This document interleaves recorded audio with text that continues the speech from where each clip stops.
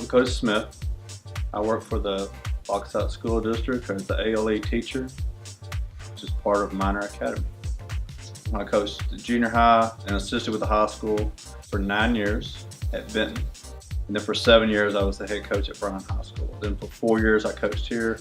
This is currently my second year as the ALE director. I coached professional-wise Cliff Lee, who is a pitcher for the Philadelphia Phillies.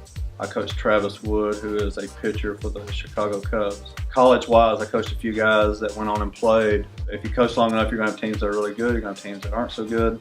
I was fortunate enough to have both. We had teams that go to the state tournament when I was at Benton. We won the conference championship the first time ever when I was at Benton.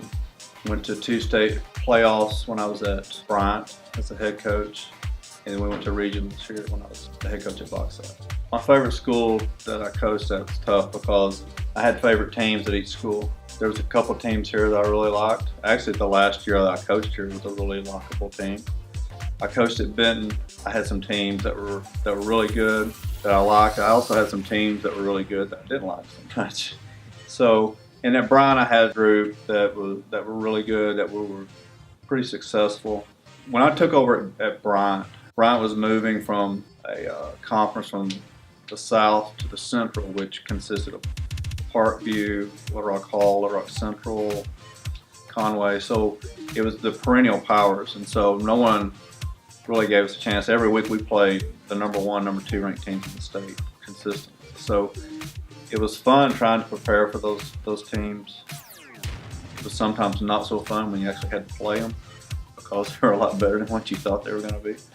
But there were some teams at Bryant that were able to be successful, that were fun to coach and good guys to coach. So you kind of get both. I mean, it's just like probably for y'all, you could ask who's your favorite teachers and who's not your favorite teachers. It's kind of the same way.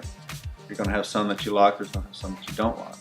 You're going to have some that are good teachers that you like, there's going to have some good teachers that you don't like. So it's kind of the same when you're on this side too.